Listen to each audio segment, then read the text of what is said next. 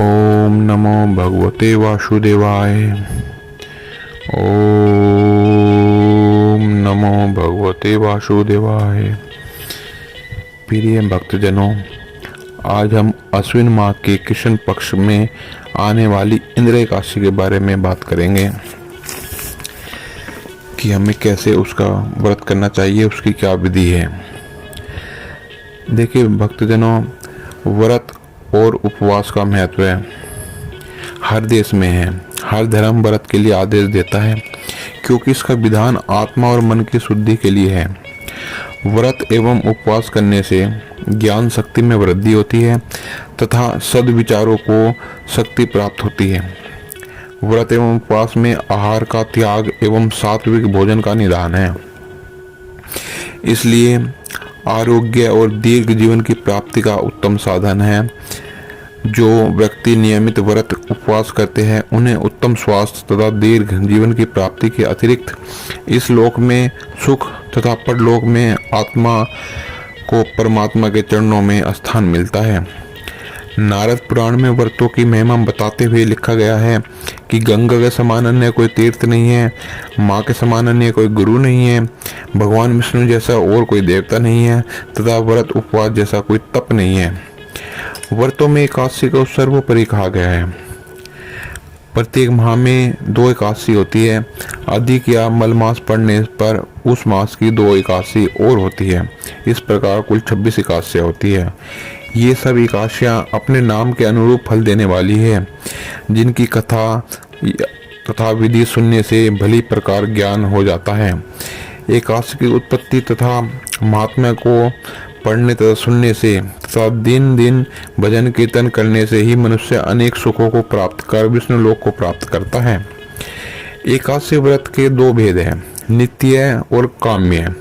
यदि एकादशी का व्रत बिना किसी कामना के किया जाए तो वह नित्य है, और किसी प्रकार की कामना जैसे धन पुत्र आदि की प्राप्ति अथवा रोग द्वेष दोष कलेश आदि से छुटकारे के लिए किया जाए तो काम्य कहलाता है।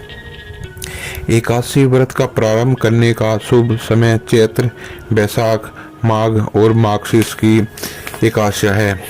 मलमास या अधिक मास के गुरु शुक्र के अस्त रहते हुए दिन सूर्य संक्रांति तथा सूर्य चंद्र ग्रहण के समय से व्रत प्रारंभ नहीं करना चाहिए।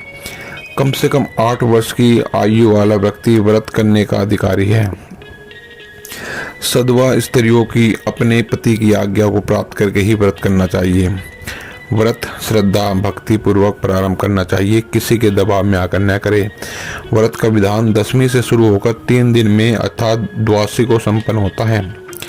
द्वादशी के द्वितीय पहर में व्रत का प्रायण किया जाता है, अर्थात सुपात्र ब्राह्मण को भोजन करना चाहिए या मंदिर में सिद्धा भिजवाना चाहिए। यदि एकादशी व्रत को भूल जाए तो द्वादशी को व्रत करके त्रयोदशी को व्रत का प्रायण करें। व्रत के प्रथम दिवस अर्थात 10वीं के दिन से 3 दिन द्वादशी तक गंध मांस तांबूल फूल सहवास उड़द मसूर चना चावल आदि अन्न तेल शाक शहद का त्याग करें। कांसे के पात्र में भोजन न करें। मिथ्या न बोले, जुआ आदि खोटे कर्मों से दूर रहे।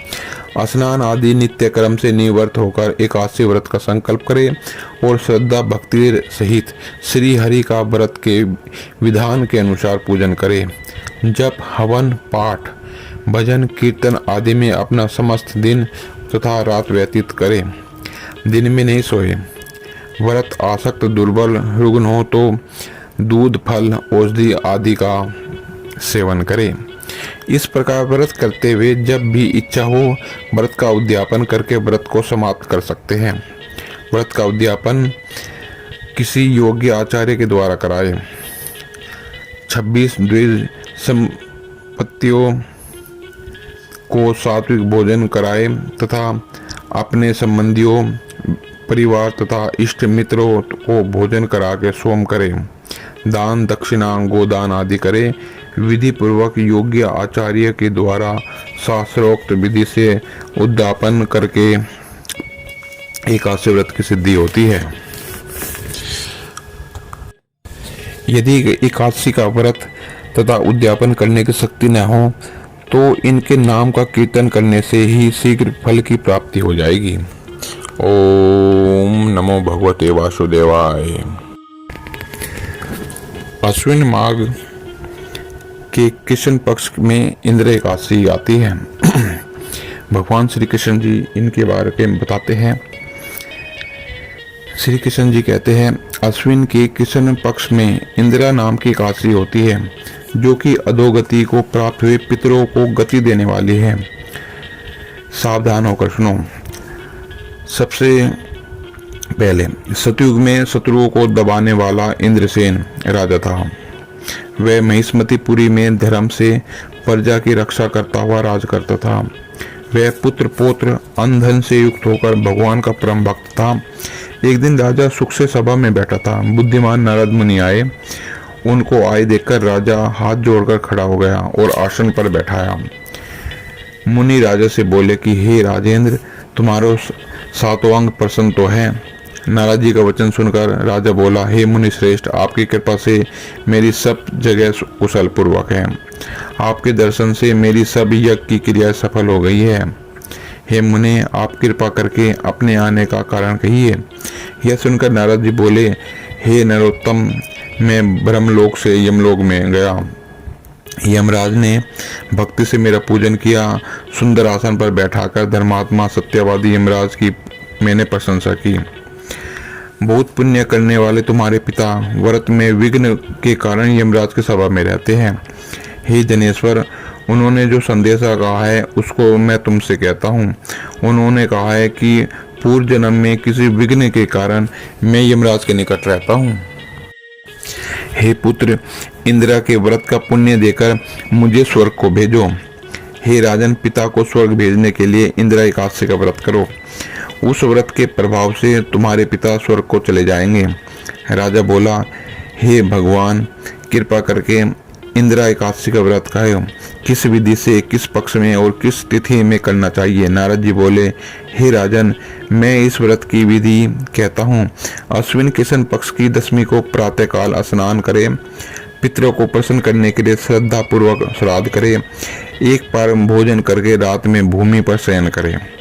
प्रातःकाल होने पर एकादशी को दातून कुल्ला करके मुख धोवे। भक्ति भाव से उपवास के नियमों को ग्रहण करें। नियम करके दोपहर के समय शालिग्राम की मूर्ति के सामने विधि पूर्वक श्राद्ध करके शुद्ध ब्राह्मणों का पूजन करके भोजन करावे, दक्षिणा दे। पितरों के श्राद्ध करने से जो अन्न बचा है उसको सोंकर गौ को दे, गाय को खिलाए। भगवान का गंध पुष्प आदि से पूजन करे। रात्रि में भगवान के समीप जागरण करें। द्वादशी को प्रातःकाल भगवान की भक्ति से पूजन करके ब्राह्मणों को भोजन करावे। भाई, देवते, पुत्र आदि के साथ आप भी मौन से भोजन करें। हे राजन, इस विधि से तुम व्रत करो। ऐसा करने से तुम्हारे पिता स्वर्ग को चले जाएंगे। हे राजन, इस प्रकार कहकर मुनि अंतर्ध्यान हो गए।